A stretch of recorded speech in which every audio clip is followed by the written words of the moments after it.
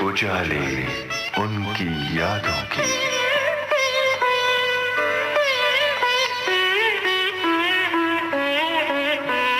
उजाले उनकी यादों की।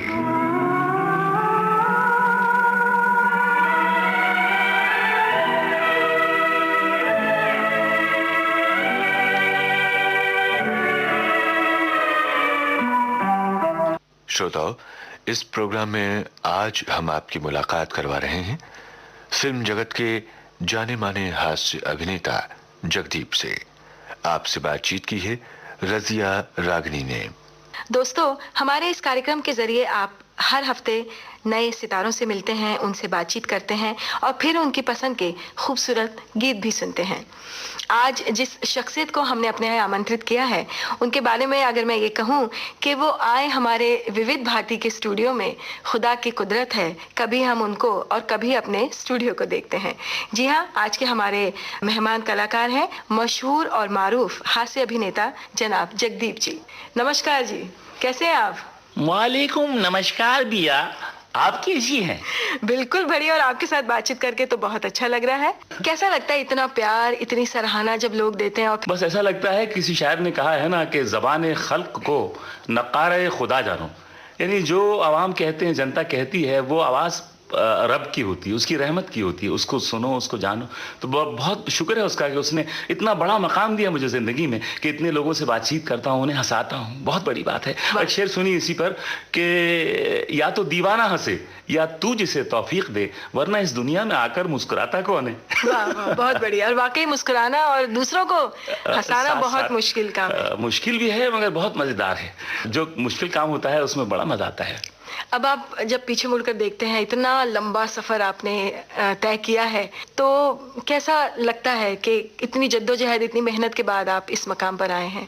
बहुत अच्छा लगता है कि बड़े हसीन साथी गुजरे, बड़ी अच्छी अच्छी शख्सियतें मिली जिनसे इंस्पायर्ड हुआ मैं, और उनको मैंने फिल्म में पेश किया। बड़ा रंगीन सफ़र रहा। मिसाल के तौर पे एक ईरानी साहब थे, वो हमारे बचपन में वो बोलते थे, होटल में फालतू लोग आ जाते थे, कुछ चाय वाय नहीं, या खाने का चाय पीता है, आखा दिन होटल के अंदर बैठता है, कभी आईने के सामने जाता है, खांगी करता है, या खुदा बंदा ईरान से इधर खाई खोया, ये बम्बई शहर है कि अजायब खाना है, इधर खचरे का डब्बा, उधर इलेक्ट्रिक का खंबा। एक ऐसे साहब मिले। फिर इसी तरह के बहुत से लोग मिले जिनको मैंने फिल्म में पेश किया।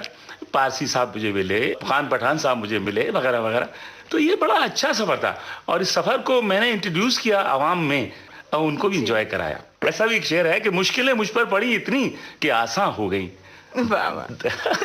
हमारे श्रोतागण जरूर ये जानने के लिए उत्सुक होंगे जगदीप जी कि आपने कैसे फिल्मों का सफर शुरू किया और कहाँ से आपका ताल्लुक है, कहाँ से? सफर जो है मेरा बनाया हुआ नहीं था, ये ऊपर की रहमत का बनाया हुआ था। बात ऐसी थी, मेरे वालिद जो थे वो बहुत मशहूर वकील थे, दतिया स्टेट हुआ करती थी एक ज़माने में। 5 साल का था, उनका इंतकाल हो गया वालिद का, और हिंदुस्तान पाकिस्तान बना। इस सफरा तफरी में हम अपना वो महल जैसा मकान छोड़कर सड़कों पर आ गए। और कुछ मुख्तसर बात यह है कि भाइयों वगैरह ने रखा नहीं बीवियों की वजह से, तो हमारी वालदा हमको फुटपाथ पर जहाँ भी मौका मिला वो हमें लेके चली उंगली पकड़कर, और इस मकाम तक उन्होंने पहुँचाया। उनका बहुत मशहूर हूँ मैं। अब इस दुनिया में नहीं है, 96 की एज में उनका इंतकाल हुआ। तो पहली फिल्म आपको कैसे मिली? पहली फिल्म, भाई कुछ भी काम मैं करना चाहता था। वालदा ने कहा यतीम खाने में काम करती हूँ मैं, बेटा तुझको पढ़ाऊंगी। मैंने कहा क्या फ़ायदा, सब बच्चे काम कर रहे हैं अम्मा, मैं 8 साल का, 8.5 साल का था, तो मैं भी काम करूँगा। कुछ भी काम करने लगा, कंघी बेचना है, साबुन बेचना है। मैंने कहा मैं आपका साथ नहीं दूंगा। कहने लगे अच्छा बेटा कर। तो यहाँ तक एक एक्स्ट्रा सप्लायर मिले मुझे, कहने लगे फिल्म में चलना है, 3 रुपये मिलेंगे। मैंने कहा चलो अभी, चलो अभी नहीं कल। तो ले गए। एक फिल्म थी अफसाना उसका नाम था, डायरेक्टर BR चोपड़ा थे। तो उसमें बच्चों का ड्रामा हो रहा था, उसमें इत्तेफाक से वहाँ कुछ डायलॉग भी बोलना था, मुकालमा। और वो पर्शियन टाइप का था वो, कुछ कि कदम रंजा फरमाते हैं और ये वो। तो उन्होंने कहा कोई बच्चा बोल सकेगा? तो सब बच्चे एकदम मायूस हो गए। मैंने हाथ उठा दिया। मैंने पूछा बाजू वाले से, अगर ये मैं बोलूँगा तो क्या होगा? तो कहने 3 रुपए के 6 रुपए मिलेंगे। 6 रुपए मिलेंगे, फौरन हाथ उठा दिया मैंने। और जिन्होंने मुझसे कहा कि आपको पसंद किया जाता है, वो यश चोपड़ा थे उस जमाने, असिस्टेंट डायरेक्टर थे वो। तो कहने लगे इस बच्चे को दाढ़ी लगाओ, क्योंकि दरबान का रोल था वो। अच्छा अच्छा। तो इस तरह शुरू हुआ मेरा सफर। कितनी उम्र थी उस वक्त आपकी जब? मैं 9 साल का था। तो हम इसी तरह से आपका पहला गाना सुन लें, जो गाना आपका हाँ, पहला गाने पे जब बात आई तो रफी साहब बहुत याद आते हैं मुझे। बचपन में हर एक की आवाज वैसी बनाते थे जैसा वो होता था। बचपन में मेरी आवाज थी पतली सी, तो उन्होंने गाया, हम पंछी एक डाल के। फिर जरा बड़ा हुआ, चली चली रे पतंग मेरी चली रे। फिर और बड़ा हुआ, पास बैठो बहुत खूबसूरत गाना था। बहल जाएगी। इस तरह से गाते थे। उनका गाना सुनवाइए, हम पंछी एक डाल के। जरूर जरूर सुनाएंगे। जिस घर के लोगों को सुबह झगड़ते देखा है, शाम हुई के घर वही उजड़ते देखा है। अरे बनती नहीं है बात झगड़े से कभी यारो, बनते बनते बात को बिगड़ते देखा है। अरे हम पंछी एक डाल के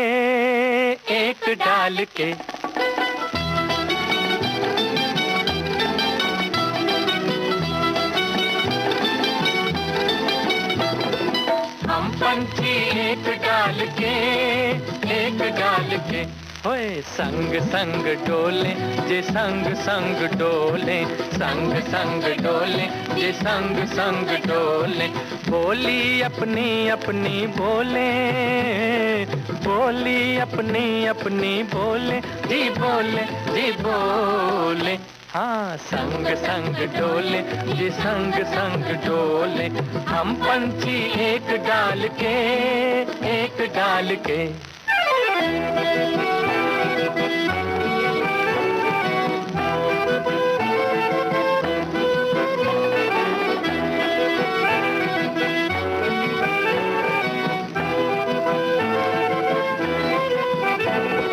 दिन के झगड़े दिन को भूले हो, दिन के झगड़े दिन को भूले, रात को सपनों में हम झूले,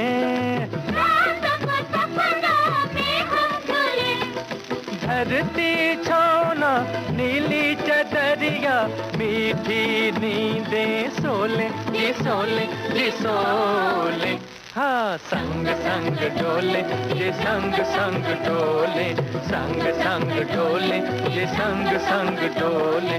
बोली अपनी अपनी बोले, बोली अपनी अपनी बोले, जी बोले जी बोले। हाँ संग संग डोले ये संग संग डोले, हम पंछी एक डाल के।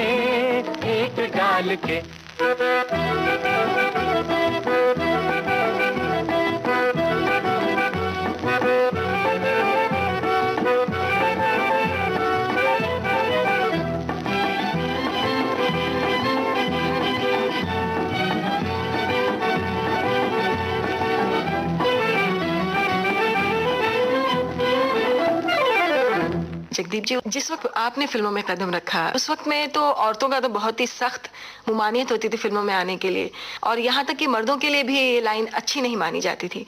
तो कोई मुखालफत या कुछ? मैं तो अपनी ज़रूरत में ज़रूरतमंद था, लेकिन मुझे ऐसा लगा बाद में कि ये बहुत बड़ी खिदमत है आवाम की।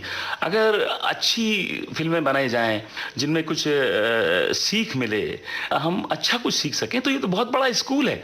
इसके थ्रू हिंदुस्तान में जबकि लोग स्कूल नहीं जा पाते, सिनेमा जरूर जाते हैं। बिल्कुल। तो सिनेमा एक इतना ताकतवर मीडिया है कि उसके जरिए बहुत कुछ सिखाया जा सकता है।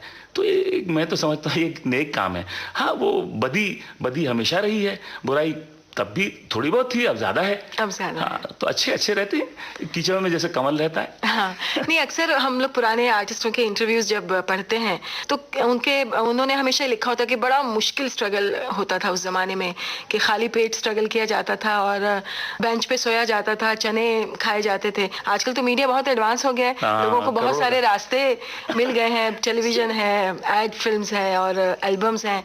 तो उस वक्त में कैसे लोग स्ट्रगल किया करते थे? क्या उनका वो जितनी सख्ती उन पर गुजरी उतने ही वो अच्छे हुए ना, जितने हथौड़े पड़े उन पर वो उतने ही अच्छे ढले, उतनी चमकदार तलवारें बनी वो। और उसी तरह चमकी वो मैदानों में, आज तक चमक रही हैं इस फिल्म के मैदान में। और वो घायल भी करती हैं, प्यार भी करती हैं, वो इस तरह के बने ना वो लोग। तो आज ठीक है, मैं नहीं कहता यहाँ आज नहीं आते ऐसे लोग, लेकिन वो जो उनकी स्ट्रगल थी उनको बहुत खुश, जैसे एक सांचे के अंदर एक मूर्ति को डाल दिया जाए तो उस वक्त तकलीफ होती है मूर्ति को, लेकिन जब वो बाहर निकलती है तो बड़ी हसीन और खूबसूरत होती है। ये वैसी मिसाल है। आपने वो दौर भी देखा है, आपने बड़े से बड़े आर्टिस्ट के साथ काम किया, एज ए चाइल्ड आर्टिस्ट आपने फिल्मों में एंट्री की है और काफी काम किया है। उस जमाने में चेंज तो बहुत हो गया है, लेकिन फिर भी कुछ ऐसा कि कैसे सीनियर लोग आर्टिस्टों से आजकल के आर्टिस्ट पेश आते हैं और क्या? बहुत अच्छी तरह पेश आते हैं, क्योंकि हकीकत को कौन झुटला सकता है। जो कुछ उन्होंने कमाया है अपने रब के करम से, वो उनका इनाम है, उस इनाम को कौन ठुकरा सकता है? ठुकराना क्या, उसको सलाम भी करना अच्छी बात है, क्योंकि वो रब का दिया हुआ इनाम है, तो अच्छी तरह मिलते हैं। और टेक्निकली तो काफी चेंज हुआ है, उस वक्त में तो शायद इतनी फिल्में, वहाँ उस दौर में बहुत सी चीजें नहीं होती थी, मगर वो लोग उन चीजों के ना होने के बावजूद इतनी फिल्में बनाते थे कि बहुत सी फिल्में आज की फिल्मों से बहुत अच्छी हैं वो पुरानी। मिसाल के तौर पे जैसे कि अब आवाज़ के लिए बहुत अच्छी टेक्निक्स आ गई हैं, बड़े बड़े इंस्ट्रूमेंट्स होते थे, पहाड़ों के ऊपर जाके हम लोग शूटिंग करते थे, वो गाड़ियाँ जा नहीं सकती थी वहाँ, लेकिन हम खामोश उसको करते थे और फिर आके स्टूडियो में डब करते थे, उसको मुंह देख देख कर लिप मिलाते थे। बड़ा मुश्किल काम होता था। मुश्किल काम होता था। कैसे लोगों को अप्रोच किया जाता था, डायरेक्टर प्रोड्यूसर्स को काम के लिए? अप्रोच कुछ लोग करते थे, लेकिन वो इतने अच्छे लोग थे कि अप्रोच करने की जरूरत नहीं पड़ती थी, वो खुद ढूंढा करते थे। अच्छा अच्छा। क्योंकि अच्छा चाहते थे वो। चाहे वो सड़क से आता है या और इतना कंपटीशन भी नहीं था उस वक्त में। नहीं, कंपटीशन तो उस वक्त इतनी फिल्में बनती नहीं थी, तब भी एक कंपटीशन था, लेकिन उसमें हुस्न था। उस कंपटीशन में लोग एक से एक अच्छा करना चाहते थे, एक दूसरे की नकल नहीं करना चाहते थे। तो इसी बात पे हम आपकी पुरानी यादें ताजा हो रही हैं, तो कोई अच्छा सा गीत हमारे गीत मैं सोचता हूँ आप गीत लगवा दीजिए। एक पतंग उड़ी थी मेरी। अच्छा, सुनाइए।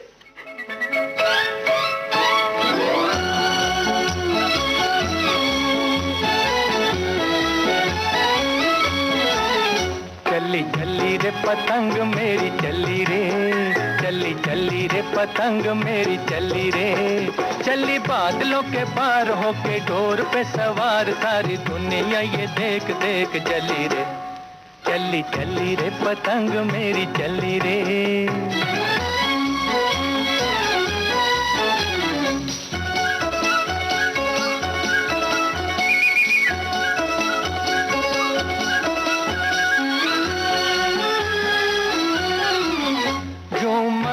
हवा में लहराए, जैसे उड़न खटोला उड़ा जाए, यूं मस्त हवा में लहराए, जैसे उड़न खटोला उड़ा जाए, लेके मन में लगन जैसे कोई दुल्हन चली जाए रे सांवरिया की गली रे, चली चली रे पतंग मेरी चली रे, चली चली रे पतंग मेरी चली रे, चली बादलों के पार होके डोर पे सवार, सारी दुनिया ये देख देख चली रे, चली चली रे पतंग मेरी चली रे।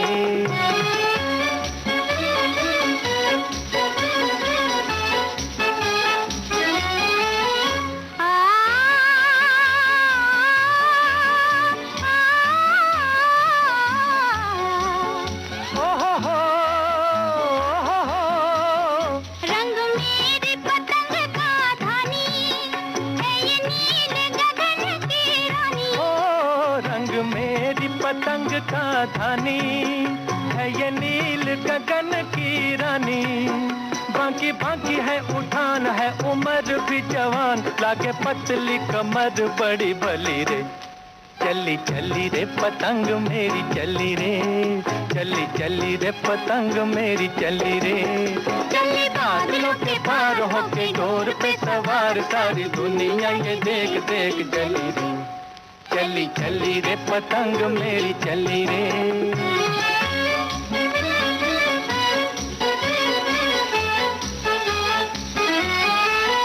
आहा हा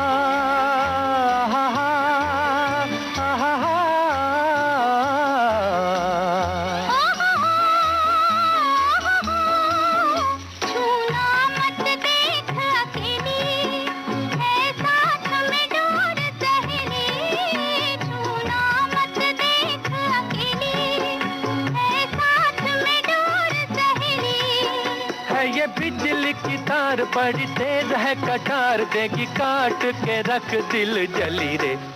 चली चली रे पतंग मेरी चली रे, चली चली रे पतंग मेरी चली रे। चली बादलों के पार होके डोर पे सवार, सारी दुनिया ये देख देख जली रे। चली चली रे पतंग मेरी चली रे। एक कलाकार के लिए ऑब्जर्वेशन पावर होना कितना जरूरी है? बहुत जरूरी है, उसके बगैर क्या है भाई। आईने में आपने कभी शक्ल नहीं देखी तो आप कैसे जानेंगे आप क्या है। तो आवाम जो है वो हमारा आईना है जी। एक शेर है मीर साहब का, सुनिए। हरगिज के मैं आईना हूं, पर इतना हूं नाकबूल, मुंह फेर ले, मुंह फेर ले वो जिसके मुझे रूबरू करें। वाह। तो आईना जो हकीकत दिखाता है आपकी, तो आप मुंह फेर लेते हैं। नहीं, वो गलत है। आपको हकीकत को देखना होगा। जब तक आवाम में घुलेंगे मिलेंगे नहीं तो आप कैसे जिंदगी को पेश करेंगे सेलुलाइट के ऊपर। आपका एक बड़ा खूबसूरत सा रोल था शोले फिल्म में, जिसमें आपने बड़ी उम्दा एक्टिंग की थी और आज तक आपकी पहचान उस कैरेक्टर के लिए बनी हुई है। तो वो कोई ऐसा कैरेक्टर आपकी जिंदगी से गुजरा है जिसको आपने उस फिल्म में प्ले किया है? बात ऐसी है कि एक फिल्म बनी थी सरहदी लुटेरा, उसमें सलीम हीरो थे और जावेद चौथे असिस्टेंट थे और मैं उसमें कॉमेडियन था। जावेद अख्तर अक्सर वो भोपाली ज़बान की मिमिक्री करते थे। मैं कहा यार ये क्या, ये साउंड बड़ा अच्छा लग रहा है, मुझे बताओ मैं भी करूँगा। तो मैंने उनसे सीखता चला गया। दरअसल एक ऐसे कैरेक्टर थे भोपाल में, बड़े अच्छे फॉरेस्ट ऑफिसर थे, पर वो क्या है कि उन्होंने फिल्म में किरदार लिख दिया, मुझे तो पता भी नहीं था, लेकिन बाद में उन्होंने बताया कि ऐसा ऐसा था। उनको बहुत बुरा भी लगा, बेचारे वो आए थे बम्बई में कि मुकदमा कर दूंगा, मैं फॉरेस्ट ऑफिसर हूँ, मुझे ये बना दिया, लकड़हारा बना दिया है ये। तो 2 वकील भी लाए थे, उनका गुस्सा सही था। मैंने उनसे कहा कि भाई मैंने तो किया नहीं, कहने आपकी तो एक्टिंग बहुत अच्छी होती, मैं आपको बचपन से देख रहा हूँ, लेकिन इन्होंने ऐसा किया, मैं मुकदमा कर दूंगा। तो बहरहाल उसका फैसला हो गया। तो ये रियल लाइफ के कैरेक्टर थे वो। अच्छा। मगर उनका कैरेक्टर लकड़हारे का नहीं था, हमको बना दिया। 2 रुपए में सारा जंगल खरीदोगे ये, चलो निकलो यहाँ से कहीं ये। बिल्कुल। आपने डायरेक्शन भी की जगदीप जी, आप चाइल्ड आर्टिस्ट रहे, फिर आप हीरो बने, फिर आप कॉमेडियन बने, फिर डायरेक्शन की तरफ आपका रुझान कैसे हो गया? हाँ, जाहिर है वो होता है, जैसे ऑब्जर्वेशन आपने कहा ना, इतने डायरेक्टर के साथ काम किया, इतने जमाने काम किया, तो वो मेरे में था। मैंने फिल्म बनाई, मगर क्या हुआ कि commercial point of view artist लोग कम जानते हैं। मैं वो जो कहानी बनाना चाहता था वो नहीं बन पाई, तो घर के पैसे लगे हुए थे। तो बहरहाल आधी फिल्म बन चुकी थी। लोगों ने कहा इसमें क्या है, पब्लिक को घसीटने के लिए, बुलाने के लिए। मैंने कहा बहुत दूर निकाला हूँ, मेरी समझ में आ गया कि गेस्ट आर्टिस्टों को बुला लो, अपने दोस्तों को बुला लो, सब आ गए। अमिताभ बच्चन, धर्मेंद्र, ये वो सारे आ गए और फिल्म बनी, वो लगी, कामयाब हुई, पैसा सबने बनाया। लेकिन जो मैं चाहता था वो फिल्म बना नहीं सका मैं। अच्छा, अभी जब आप अपनी फिल्में देखते हैं घर में बैठ के, और अब तो इतनी मसरूफियात, तो घर में बैठ के क्या टीवी पर आती हैं? टीवी पर आती है, वही ना। तो कैसा लगता है? ऐसा लगता होगा कि ये रोल अगर मैं ऐसा कर लेता, या क्योंकि एक आर्टिस्ट को भी सेटिस्फेक्शन नहीं मिलती है, तो आप कैसा लगता है कि मैं इस रोल को अगर ऐसे करता तो ठीक होता?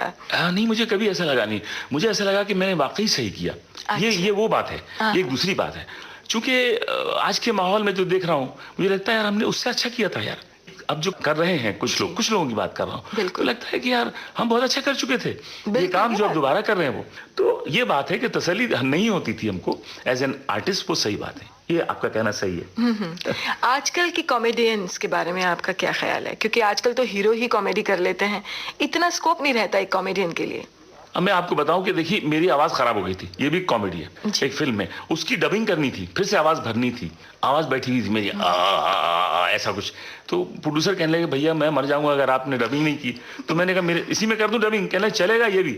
मैंने कहा खंबा उखाड़ के, अच्छा। ये वो ये तो इसी पब्लिक में इतनी मशहूर हुई कि बच्चा सड़क पर बैठ के चप्पल बेच रहा है, खंबा उखाड़ के। तो खंबा उखाड़ के आज का कॉमेडियन भी मेरी कॉपी कर रहा है, कहने वो है। बिल्कुल बिल्कुल। तो ऐसी आवाज हो गई थी, हम उसमें ही चलते थे। ये रब की देन है। रब की देन है। तो अब इस बात पे हम कोई और एक आपके पसंद का खूबसूरत सा गाना सुन लें? क्यों ना सुने भाई, गाना बीच में गाना आना चाहिए, और वो भी ऐसी आवाज अच्छी रफी साहब की। आय हाय पास बैठो तबीयत बहल जाए, जिसमें आप हीरो थे और बड़ी खूबसूरती से मोहब्बत का इजहार कर रहे हैं। पास बैठो तबीयत। चलिए तो हम सुनते हैं आपकी पसंद का गाना।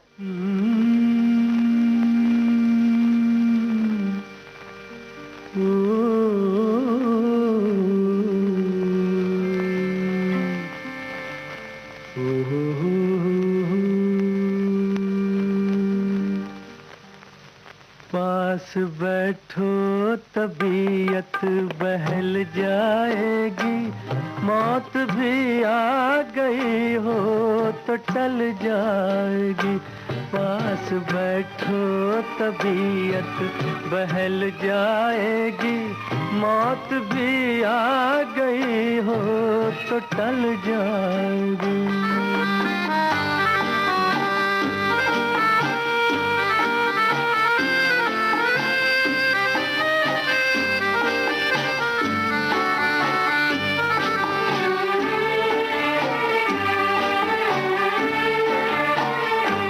धार काजल की तुम और तीखी करो, मांग होठों की मीठी हंसी से भरो।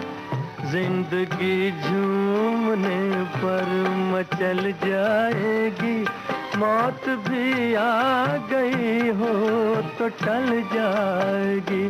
पास बैठो तबीयत बहल जाएगी, मौत भी आ गई हो तो टल जाएगी।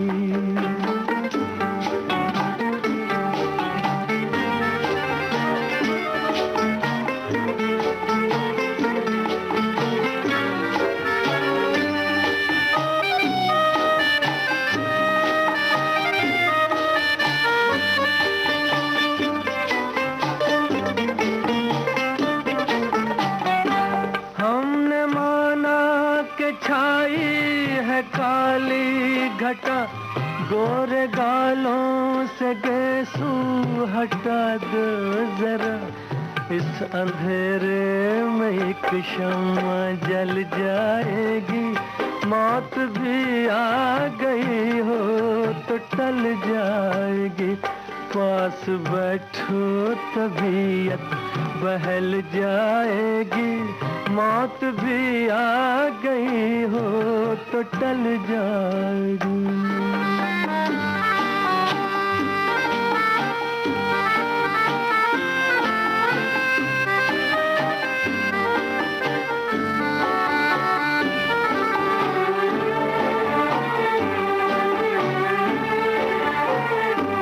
गम ने छेड़ा हमें, तुम न छेड़ा करो। जो तुम्हारे हैं उनसे न पर्दा करो। मुस्कुरा दो तमन्ना निकल जाएगी, मौत भी आ गई हो तो टल जाएगी। पास बैठो तबीयत बहल जाएगी, मौत भी आ गई हो तो टल जाएगी। जगदीप जी, उस जमाने में म्यूजिक के ऊपर बहुत ध्यान दिया जाता था, बड़ा सुरीला संगीत हुआ करता था, तो आपका भी रुझान संगीत की तरफ रहा?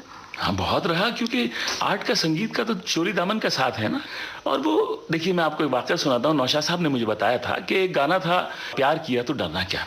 किस डिवोशन से वो गाना बनाते थे, उन्होंने सुनाया होगा लोगों को, लेकिन मैं भी सुनाता हूँ। तो वहाँ बोल ये थे कि प्यार किया तो डरना क्या। अकबर बादशाह के दरबार में एक लकासा ये कह रही है, एक चैलेंज कर रही है, तो वो तो गर्दन मार देगा बादशाह। तो पोइट्री में सेटिस्फाइड नहीं हुए शकील बदायूनी साहब और नौशाद साहब। उन्होंने कहा यार ये बड़ा गलत हो जाएगा, इसको जस्टिफाइड करना होगा। तो रात भर वो बैठे रहे और सुबह को अजान हुई। जब अजान हुई तो शकील साहब ने कहा कि नौशाद साहब आ गया बोल। कहने क्या बोला गया? पर्दा नहीं जब कोई खुदा से, बंदों से पर्दा करना क्या। प्यार किया तो डरना क्या।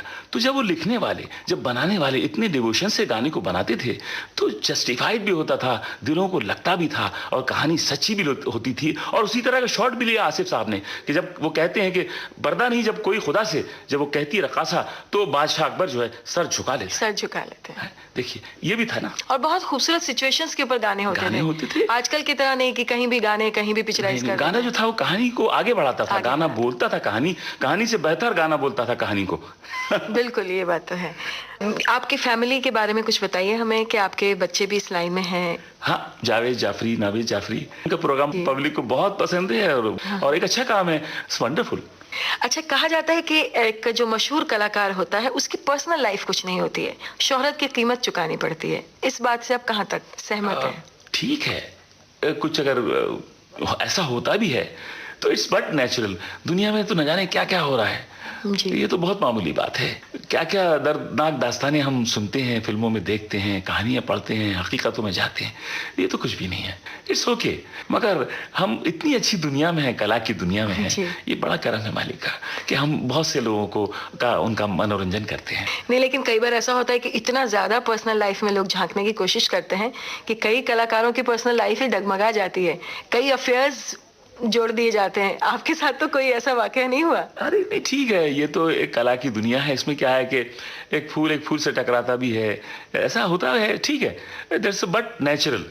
करते करते जैसे तस्वीर बनाते बनाते एक तखय्युल की तस्वीर वो ढूंढने लगता है कि ऐसी तस्वीर कहीं मिलेगी मुझे, तो या तो सब तस्वीरें मिलती हैं आपस में एक दूसरे से, ये होता है, एक नेचुरल है वो। जी जी। बहुत, लेकिन ये कलाकार की लाइफ है, ये लाइफ है, इतना बुरा नहीं समझना चाहिए, क्योंकि खुद ही कुछ चीजें गिर पड़ती हैं आदमियों पे, क्या करें। कोई ऐसा गाना जो आप सुनाना चाहें ऐसी सिचुएशन पर कि जहां अफेयर्स का मामला चल रहा हो? हाँ, अफेयर्स बड़े बड़े किस्म के होते हैं जी हाँ। भाई बहनों के भी तो होते हैं। बिल्कुल बिल्कुल। तो देखिए एक भाई और बहन क्या गा रहे हैं, सुनिए।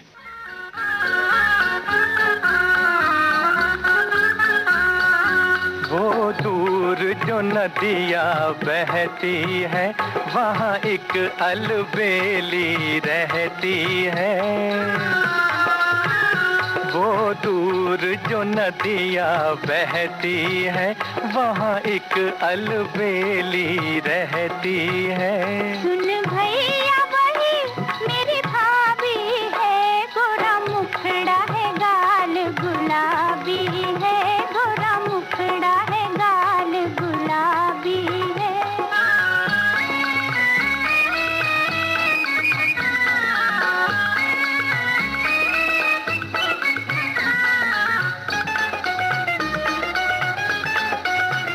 देखो उस पीपल के नीचे कोई मस्त खड़ा है अखियाँ मीचे।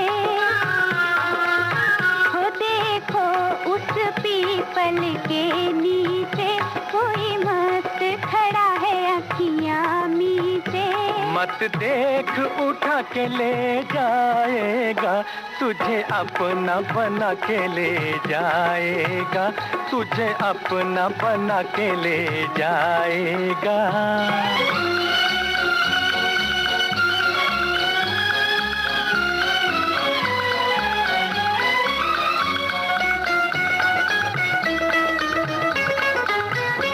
देखो वो बादल आवारा फिरता है, ये क्यों मारा मारा। मैं जान गई ये बेचारा है मेरे भैया जैसा कुंवारा है, मेरे भैया जैसा कुंवारा है।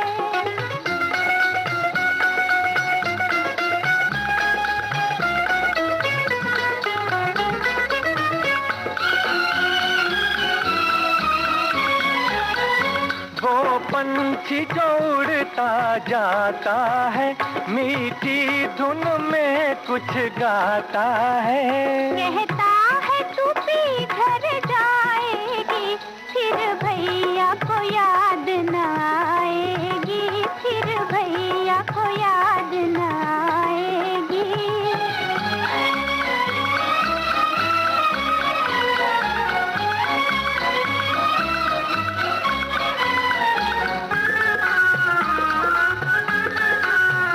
चल ऐसी जुबां पर बात न ला, हंसते हंसते पी के घर जा।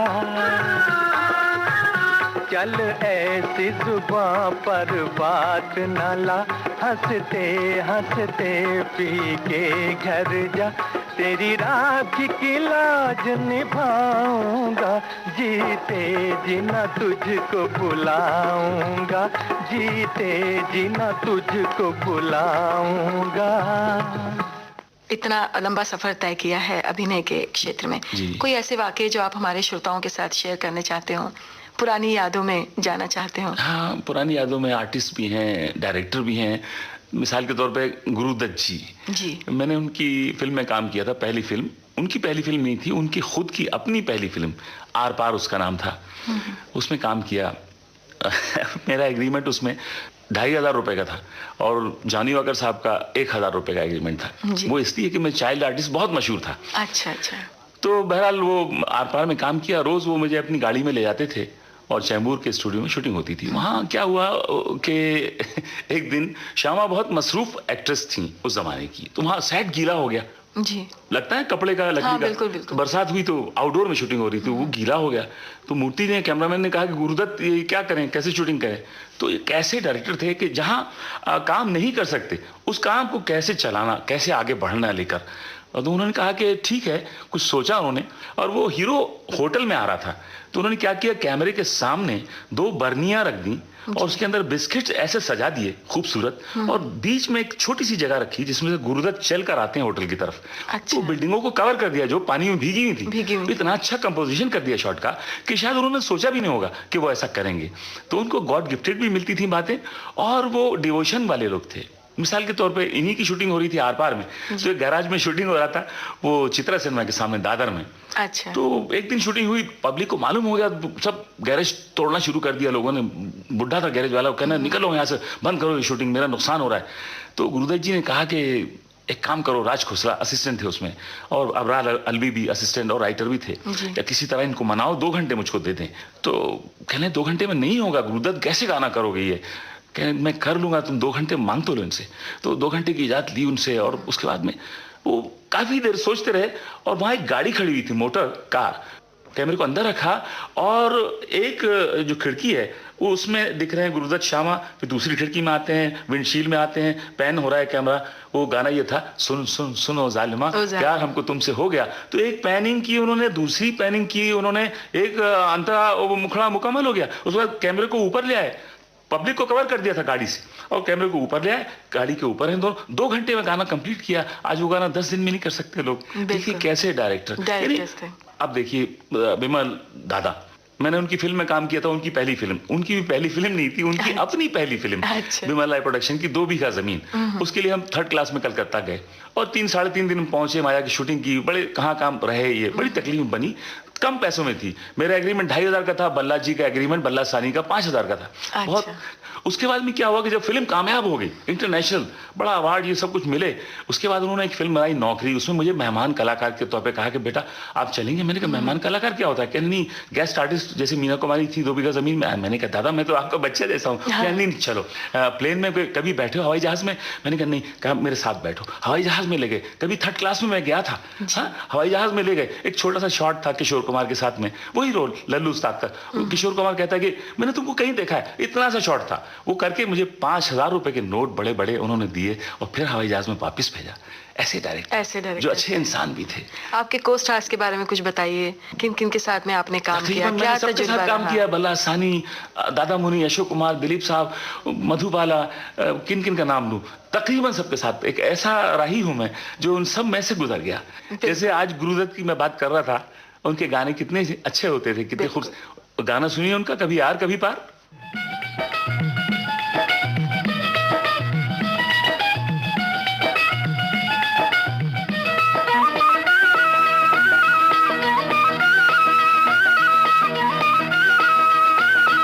कभी यार कभी पार लगाती रे नजर, कभी यार कभी पार लगाती रे नजर।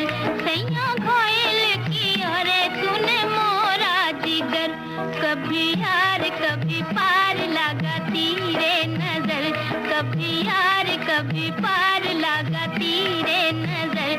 सैया घोयल की और सुने मोरा जिगर।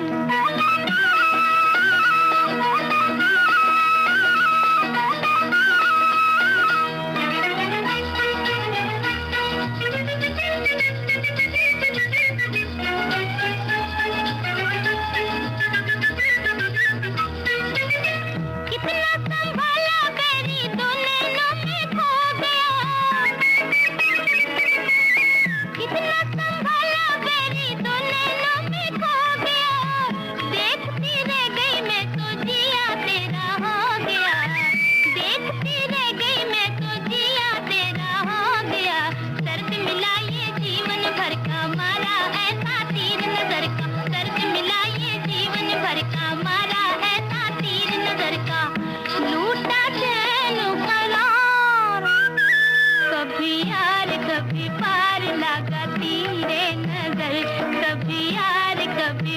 पार लगा तीरे नजर सैया कोयल की अरे तूने मोरा जिगर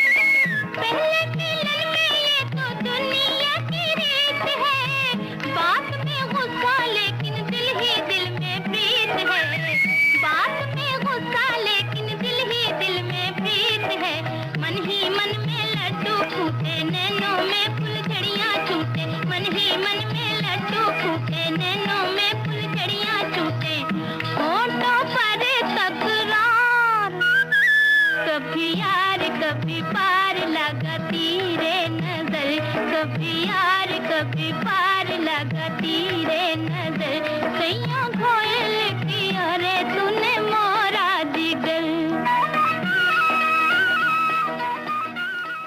आप अपने अभिनय करियर में किन से प्रभावित रहे हैं? मैंने कहा ना, मैं तो प्रभावित रहा हूँ आवाम से, उनमें से कैरेक्टर उठाए हैं। मैंने कहा ना, कोई खान पठान साहब थे, मैं उनसे मिला तो वो खेती बाड़ी, उनका बेटा, उन्होंने कहा मैं खेती बाड़ी कराऊंगा, वकालत पढ़ाई उन्होंने।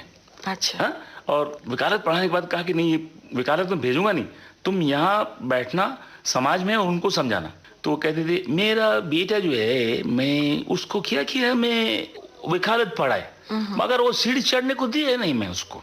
मैं बोला नहीं, इधर खेत का अंदर बैठो, किसान लोग को समझाओ कि वकालत क्या होता है, उसका नुक्ता क्या होता है, उसका पॉइंट क्या होता है। ये मैं सामरी फिल्म में इस कैरेक्टर को लाया। अच्छा। तो ये जो कैरेक्टर थे बड़े नेचुरल और जिंदगी के करीब थे, तो मैं इनसे इंस्पायर्ड हुआ, फिल्म के आर्टिस्टों से नहीं हुआ। हाँ, उनके साथ काम करके कुछ अगर इंस्पायर्ड हुआ, कुछ टेक्निकल, जैसे याकूब साहब थे, एक फिल्म थी अब दिल्ली दूर नहीं, तो उसमें हम दोनों पॉकेट मारे हैं और कब्रिस्तान में आके सो जाते हैं कि भाई पुलिस भी नहीं पकड़ेगी और मरना है ही हमको, उठा के कौन लाएगा यहाँ तक। अच्छा। तो उसमें डायलॉग था कि उस्ताद आज मुझे पॉकेट मारने पर बटुआ मिला, लेकिन उसमें चने मिले और चने भी ठुर्रे। अच्छा। तो वो हंसे, मगर डायरेक्टर ने कहा ये ठुर्रे क्या कह रहे हो यार, तुम मत कहो।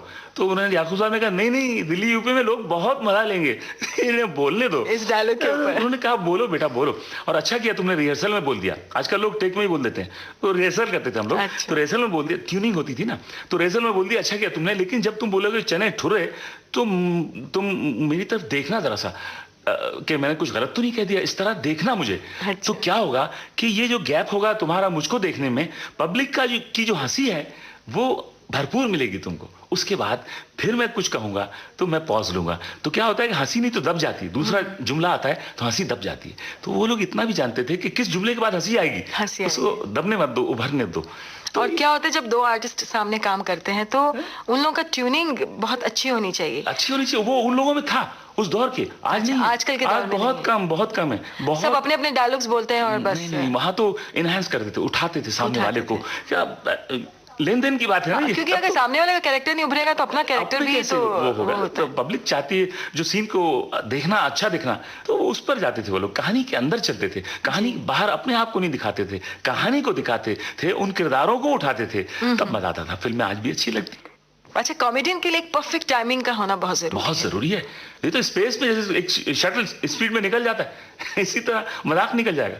तो बहुत टाइमिंग की बात है ये। बिल्कुल, क्योंकि हंसाना वाकई मुश्किल है। लोगों को रो तो लेते हैं आदमी, कोई भी अपना इंसिडेंट रोना लगा हुआ है, बाप मर गया, बच्चा मर गया, रोना, लेकिन ये जोक एक मरतबा कहेंगे दोबारा वो स्टेल हो जाएगा, बाद में हंसेंगे ही नहीं आप। चलिए गाना सुनते हैं। बिल्कुल, इस बात पे गाना सुनते हैं। वो गाना है जल गई जल गई जल गई दुनिया जल गई। अरे जल गई जल गई जल गई दुनिया जल गई, जलने दे दुनिया जलती है जलने दे, ये प्रेम का रिक्शा चलने दे, दुनिया जलती है जलने दे, ये प्रेम का रिक्शा चलने दे। अरे जल गई जल गई जल गई दुनिया जल गई, जलने दे दुनिया जलती है जलने दे, ये प्रेम का रिक्शा चलने दे, दुनिया जलती है जलने दे, ये प्रेम का रिक्शा चलने दे।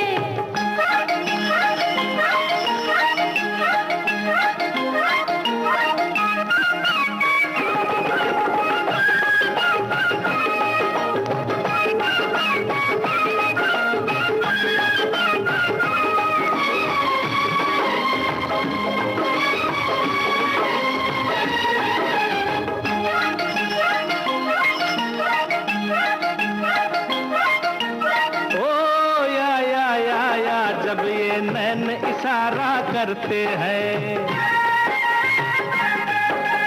ओ या जब ये नैन इशारा करते हैं। ओ या छुपके लोग नजारा करते हैं।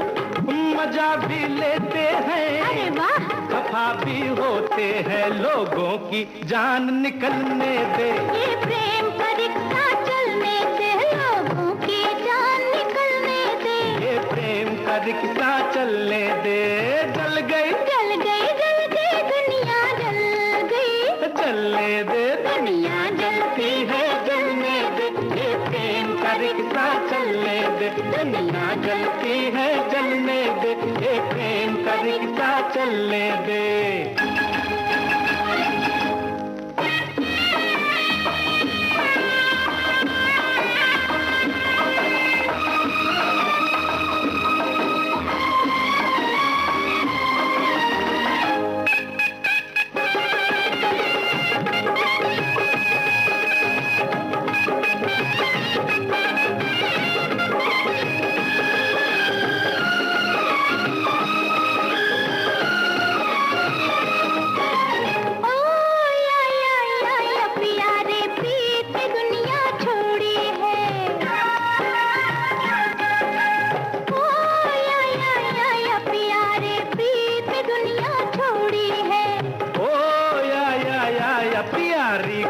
हमारी जोड़ी है। दुखों की रातों को, गमों की बातों को खुशियों में आज बदलने दे। ये प्रेम का रिक्शा चलने दे, खुशियों में आज बदलने दे। ये प्रेम का रिक्शा चलने दे। आपने उस जमाने में महबूब साहब और इतने बड़े बड़े डायरेक्टर्स के साथ भी काम किया। कितने हसीन कहा डायरेक्टर जाता है थे बहुत सख्त होते थे सेट के अरे ऊपर। साहब वो नहीं वो दंगिया नारियल लेके- नारियल की तरह जैसे लोग थे, अंदर से बहुत नरम, ऊपर से सख्त। वो एक दूसरी बात थी। मैं आपको एक वाकया सुनाता हूँ अपना। मैं एक फिल्म में काम कर रहा था, डंका। वो फिल्म निम्मी साहिबा उसको प्रोड्यूस कर रही थी, मगर वो बन के रुक गई थी। तो महबूब साहब ने कहा मैं इसको खत्म कर दूंगा। वो परेशान हो गई थी, तो उन्होंने उसमें मैंने काम किया तो 50 रुपए रोज पर काम कर रहा था, 50 रुपीज पर डे। तो जब महबूब साहब ने ली और वो उन्होंने उसको शूटिंग की तो मुझे बड़ी खुशी हुई उनके साथ काम करके। पहली मर्तबा काम कर रहा था। बाद में वो प्रोडक्शन मैनेजर ने कहा कि हम आपको 25 रुपए देंगे। मेरे लिए उस दौर में 25 रुपए बहुत कीमत रखते थे, बहुत ज्यादा। तो मैं उनसे उलझ पड़ा कि नहीं, मैं आप उतने ही दीजिए जितने का वादा था। तो महबूब साहब ने कहा ये बहुत चिल्लाता क्यों है, इसको भेजो। तो अच्छा। ऑफिस में बुलाया उन्होंने, बहुत बड़ा सा ऑफिस। मैं छोटा सा बच्चा, महबूब साहब बैठे एक बड़ी सी टेबल के सामने कुर्सी पर। क्या चिल्लाता है, कुछ ऐसी गरजदार उनकी आवाज थी। तो मेरे एकदम से मेरी आंखों में आंसू आ गए कि ये ऐसा क्यों कह रहे हैं। तो मैंने कहा मेरा कुछ हक था, मेरा कुछ वादा था, उस पैसे का तकाजा मैंने किया था। तो कह रहे देखो जो चिल्लाता है ना तो फिर हम उसको अपनी फिल्म में नहीं लेते हैं। तो एकदम से मुझे लगा, मेरी आंखों में आंसू आए और मैंने कहा कि महबूब साहब आप अपनी फिल्म की शुरुआत में ये कहते हैं मुद्दई लाख बुरा चाहे तो क्या होता है, वही होता है जो मंजूर खुदा होता है। आप मुझे काम नहीं देंगे तो क्या काम नहीं मिलेगा मुझे। ओह वो ऐसे लरजने लगे जैसे पत्ता हवा में लरजता है। हाँ, छोटा सा बच्चा इतनी बड़ी गिरने लगे, कहने मेरे बाप तूने क्या याद दिला दिया मुझे। अरे भाई तेरा पैसा ले, अमानत ले और तू मेरी हर फिल्म में काम करेगा। मैंने उनकी आवाज फिल्म में काम किया। तो जब बुलाया उन्होंने कहने आओ भाई मुद्दई लाख बुरा चाहे तो क्या होता है। मैंने फिर बुलाया तुमको। यहाँ तक कि वो मदर इंडिया में मुझको लेना चाहते थे सुनील दत्त साहब वाले रोल में, लेकिन physically I was not fit. उन्होंने बुला के कहा भी राइटरों से कि इसको बंडी वंडी पहना दे, क्या करें। नहीं बेटा तुझको 8 लोगों से लड़ना है। मेरा वादा जरूर था कि तुझको हर फिल्म में लूंगा, लेकिन इसमें मिस कर गया इस वजह से। ये बड़े वादे तो के पक्के उनकी थे। तकरीबन शांताराम आपने- की बात सुनाता हूँ। जी। उन्होंने 2 बीघा जमीन देखी, कहने मैं तुझको लेकर फिल्म बनाऊंगा। मैंने कहा ऐसे बुजुर्ग ने कह दिया। मैं 2 साल के बाद एक गाड़ी आई मेरी खोली के ऊपर कि अन्ना ने बुलाया है। मैंने कहा चलो, गया मैं, होगा कुछ। तो मैं ऑफिस में गया तो उन्होंने कहा अरे बाप रे तू कितना लंबा हो गया। अरे मैंने कहा लंबा हो गया था मैं। अरे क्या हुआ दादा इतना लंबा, अरे रे रे रे। मैंने कहा क्या हुआ दादा कुछ गलती हो गई। तो हंसे बोले नहीं बेटा जब छोटा देखा था तो मैंने वादा किया था ना कि तेरे ऊपर फिल्म बनाऊंगा। तो उन्होंने वो फिल्म बनाई थी, वो कहानी लिखी थी तूफान और दिया। हाँ। तो ये लोग अपने वादे के पक्के हुआ करते थे। ऐसे लोग थे ये कि पूरी फिल्म मेरे ऊपर। मैंने कहा ऐसा मजाक कर दिया उन्होंने। ऐसे हसीन लोग थे। आपको एज ए हीरो कब पहला चांस मिला, क्योंकि एज ए चाइल्ड आर्टिस्ट तो आप एस्टेब्लिश हो चुके थे। हाँ जी, फिर हीरो के लिए आपको किस तरह से अब मैं सेलेक्ट किया गया? वहाँ परमानेंट था एबीएम में। वो भाभी फिल्म आई, बड़ी कामयाब हुई। उसमें रोमांटिक लीड में नंदा और मैं आए। अच्छा। तो हमारी लीड को, हमारे रोमांस को लोगों ने बड़ा पसंद किया। चलते चलते एक फिल्म आ गई वहां पर, बरखा, तमिल में बनी, तेलुगु में। तो उन्होंने कहा जगदीप को लेकर और नंदा को लेकर फिल्म बनाते, तो उसमें मैं हीरो एस्टेब्लिश हुआ। It was a wonderful movie, बहुत हसीन फिल्म थी, बड़े अच्छे अच्छे गाने थे उसके। एक रात में 2-2 चांद खिले, घूंघट में, एक बदली में, बड़े खूबसूरत क्या गाने क्या हैं। अच्छे, तड़पाओगे तड़पा लो। जी। तो म्यूजिक बड़ा अच्छा हुआ करता था, तो फिल्म बहुत चली, सिल्वर जुबली, गोल्डन जुबली हुई। कितनी फिल्में की आपने एज ए हीरो? अब उसमें की तो मैंने 5-7 फिल्में, लेकिन क्या हुआ कि ब्लैक एंड व्हाइट में थी फिल्में और कलर का जमाना आ गया, अच्छा अच्छा। तो उसमें वो फिल्में मार खा गई। तो मैं एज ए हीरो उतना कामयाब नहीं हो पाया, लेकिन मालिक ने मुझे बहुत कुछ दिया हुआ था अंदर, तो कॉमेडियन की तरफ मुड़ा, तो ब्रह्मचारी से मशहूर हो गया। पहली फिल्म एज ए कॉमेडियन ब्रह्मचारी थी। ब्रह्मचारी से बहुत मशहूर हो गया मैं कॉमेडियन, और फिर मद्रास में अपना देश और ये वो सब फिल्में, जीने की राह वगैरह। आप आजकल के जो कॉमेडियंस हैं उनको आप किस हद तक पसंद करते हैं? भाई ये तो आवाम की पसंद पर है, मेरी पसंद पे क्या है? हर एक के अपने सोचने का अंदाज होता है, वो हम कुछ नहीं कह सकते। आवाम को जो पसंद है वो पसंद है। हाँ, मैं जरूर अपने को आर्टिस्टों से उनसे कहूंगा कि जितना हो सके हेल्दी, सेहतमंद कॉमेडी हो या आर्ट हो या फन हो, उसको सुथरा होना चाहिए, ये जरूरी है। क्योंकि हम सिखाते हैं, हमारा स्कूल है ये फिल्म सिनेमा, हिंदुस्तान का स्कूल है। बिल्कुल। अगर हम कुछ गलत करते हैं तो बहुत बुरा करते हैं। फिल्म इस ऐसा मीडिया है। एक एक्टर के लिए एक्टिंग सीखना कहाँ तक सही है? लोग बोलते हैं बॉर्न आर्टिस्ट होता है। हाँ, नहीं, मैकेनिकल भी होते हैं, सीखते हैं। मुझे हालांकि मजाक में कहा दादा मुनि अशोक कुमार ने, कहते मैं आईने के सामने बेटा 2 घंटे तक अपने आप को आमादा करता हूँ, तैयार करता हूँ, अच्छा। गिनता हूँ, ये करता हूँ। मगर उन्होंने एक तरह की एक्टिंग को अपना लिया, लेकिन बड़ा खूबसूरत लगा उनके ऊपर। तो ऐसा भी होता है, वो मेहनत करते हैं तो ऐसा भी होता है। आप भी ये जब सेट पर जाते हैं तो कोई पहले से तैयारी करके जाते हैं? क्योंकि कॉमेडी तो स्पॉन्टेनियस होती तो है, हाँ। लेकिन फिर भी उसके लिए खुश मिजाज होना होता है। हाँ, आदमी वो को। जरूरी है। घर से मूड जरा चाहिए, एकदम मूड चाहिए, अच्छा होना। बिल्कुल चाहिए। लेकिन अगर खुशमिजाज नहीं भी है तो काम कर रहे हैं। हालांकि बहुत वाकई ऐसे होते हैं कि अब पता नहीं क्या क्या होगा हमारे साथ, लेकिन हमको हंसाना है, स्विच ऑन ऑफ। कोई ऐसी फिल्म में कोई ऐसा वाकया आपके साथ गुजरा हो कि आप बिल्कुल मूड में नहीं है और फिर भी आपको हंसाना है? कोई एक ऐसी थी, फिल्म ऐसी? जिगर वाला, तो उसमें इनकम टैक्स की रेट सब पर हुई थी। अच्छा। बीरबल पे भी हुई थी, छोटे छोटे आर्टिस्टों की, और मेरे पर भी हुई थी। तो मैं लड़की का लिबास पहने हुआ था, जी। औरत का। तो साहब उसी में मुझे जाना पड़ा घर के ऊपर, वो औरत बना हुआ मैं और वो सब कर रहे हैं। और शुक्र है मेरे पास तो कुछ नहीं था, बचपन से क्लियर चला मैं हमेशा। तो बड़े अच्छे थे वो। उन्होंने कहा आप शूटिंग में जा सकते हैं। बहुत जल्दी फुर्सत मिली मुझे, और उसके बाद जाके मुझे डांस करना था। तो मैं और वो किया। दिमाग तो वहां लगा हुआ था। नहीं, कुछ नहीं, वो निकल गया। मतलब स्विच ऑन ऑफ, वो तो दुनियादारी है, और ये जो है ये फिल्मदारी है। फिल्मदारी है। फिल्मदारी है।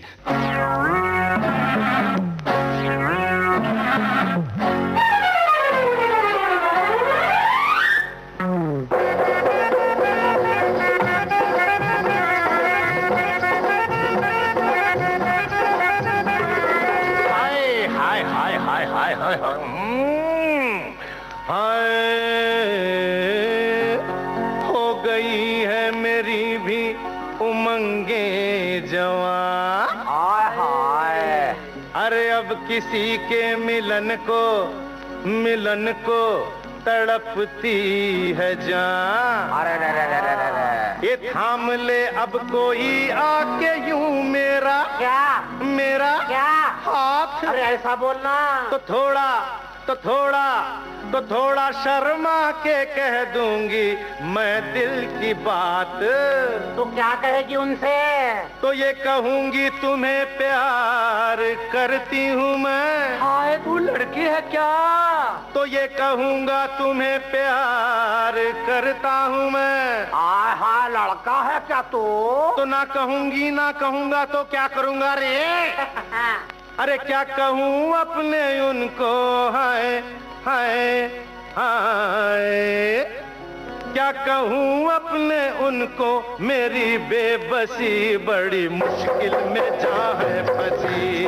फंसी रे बड़ी मुश्किल में जा है फंसी। हाय हाय, बड़ी मुश्किल में जा है फंसी। हाय हाय, बड़ी मुश्किल में जा है फंसी। ये फंसी रे बड़ी मुश्किल में जा है फंसी।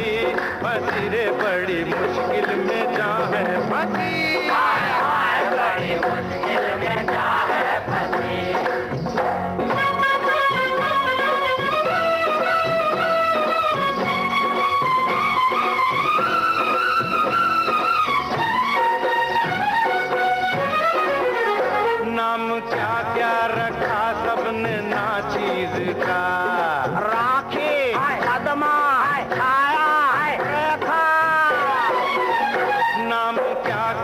रखा सबने ना चीज का, नाम क्या क्या रखा सबने ना चीज का, हाय हाय मुझको बनाया है क्यों बीच का, हाय मुझको बनाया है क्यों बीच का, ना तो लड़का मरे ना ही लड़की मरे, हो मोरी तन्हा जवानी रे हाय क्या करे, ना जुदाना मिलन की खुशी, खुशी रे बड़ी मुश्किल में जा है फंसी, हाय हाय बड़ी मुश्किल में जा है फंसी, ये फंसी रे बड़ी मुश्किल में जा है फंसी, फंसी रे बड़ी मुश्किल में जा है फंसी, हाय हाय बड़ी मुश्किल में जा है फंसी, ये बड़ी मुश्किल में, ये बड़ी मुश्किल में, ये बड़ी मुश्किल में जा है फंसी, फंसी रे बड़ी मुश्किल में जा है फंसी, हाय हाय बड़ी मुश्किल में जा है फंसी, अरे फंसी रे कोई मुश्किल में फंसी रे मैं, अरे जान फंसी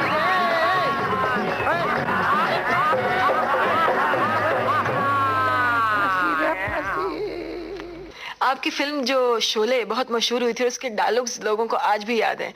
किसी भी फिल्म में आपको देखते हैं तो सोचते हैं कि एक डायलॉग तो वो हो जाए। आप स्टेज शोज भी करते हैं तो भी उन डायलॉग्स की मांग होती है, तो जरा चलते चलते हमारे श्रोताओं को भी सुना दीजिए। 2 रुपये में सारा जंगल खरीदोगी या चूड़ियां बुला लिया, अब क्या रही वो भी करो ये भी करो। अच्छा ठीक है, वो श्रोताओं के लिए तो करेंगे। और क्या है कि लड़के ने पूछा कि वीरू और जय तो बड़े बदमाश हैं। बहुत बदमाश हैं, मगर हमारा नाम भी सूरमा भोपाली ये सही थोड़ा ही है। अब आप समझ लो कि पैर पकड़ लिए दोनों ने और कह रहे हैं सूरमा भाई माफ कर दो, मगर मुझे इस बात पर गुस्सा कि मेरे इलाके में आके से गए सादे हैं। लंबू जो निकला तो खींच के टांग, और मैंने पूछा जाते हैं किधर हो साले आप हैं, लॉक करूं है कि टेलीफोन करोगे? तो कोई आपकी पसंद का और गीत जो आप हमारे बिल्कुल बिल्कुल सुनवाइए ना, मैं भी सुनूं। कौन सा गीत सुना रहे हैं अब आप? अब देखिए वो कहिए रोज रोज रोजी हमसे प्यार करता है। ये गाना भी बड़ा खूबसूरत पिक्चराइज हुआ है, रोज रोज रोजी खिलौना खिलौना। रोज रोज रोजी, रोज रोज रोजी, रोज रोज रोजी तुमको प्यार करता है, रोज रोज रोजी तुमको प्यार करता है, रोज रोज रोजी तुमको प्यार करता है, रोज रोज रोजी तुमको प्यार करता है, एक मिनट तुमको है कोई इनकार करता है, रोज रोज रोजी तुमको प्यार करता है, रोज रोज रोजी तुमको प्यार करता है। ला ला ला ला ला ला ला ला ला ला ला ला ला ला ला ला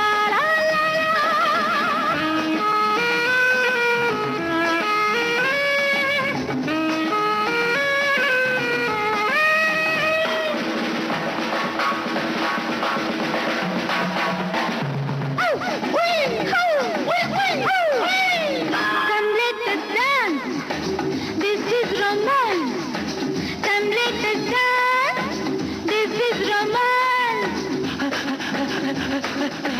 फूली है सांस, Don't be so smart. Don't break my heart. Stop. क्यों हमको बेकरार करता है, रोज रोज रोजी तुमको प्यार करता है, रोज रोज रोजी तुमको प्यार करता है।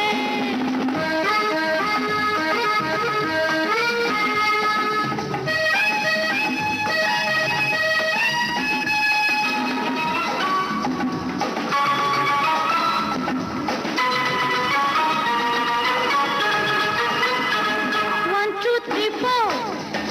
क्या है चितचोर, 1, 2, 3, 4.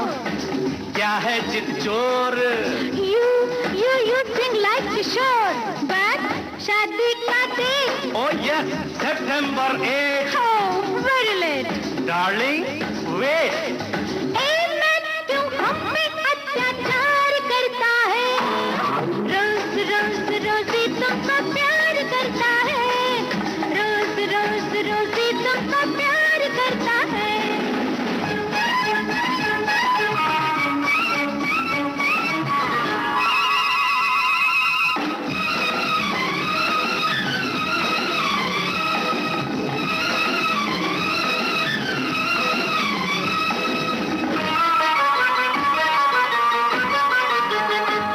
बुलबुल, सच है बिल्कुल, तू है बुलबुल, सच है बिल्कुल, यू आर वंडरफुल। लग जा गले, लग जा गले, दुनिया जले, छम छम छम छम छम छम, एक गण हम तुम पे दिल निसार करता है, रोज रोज रोज ही तुमको प्यार करता है, रोज रोज रोज ही तुमको प्यार करता है, एक गण तुम काहे को इनकार करता है, रोज रोज रोज ही तुमको प्यार करता है, रोज रोज रोज ही तुमको प्यार करता है। बहुत बहुत शुक्रिया, आप हमारे स्टूडियो में आए, हमें इतना कीमती वक्त दिया, इतनी प्यारी प्यारी और पुरानी बातें हमारे श्रोताओं से आपने शेयर की। मैं भी अपने सुनने वालों से कहूंगा कि बहुत शुक्रिया, उन्होंने प्यार से सुना मुझे। इस प्रोग्राम में अभी आप फिल्म जगत के जाने माने हास्य अभिनेता जगदीप से रजिया रागनी की बातचीत सुन रहे थे। इस कार्यक्रम के निर्माण में तकनीकी सहयोगी थे कैलाशनाथ वर्लीकर, प्रस्तुति सहयोग रमेश गोखले का था और विविध भारती की ओर से इसे आपकी सेवा में प्रस्तुत किया शकुंतला पंडित ने। उजाले उनकी यादों के।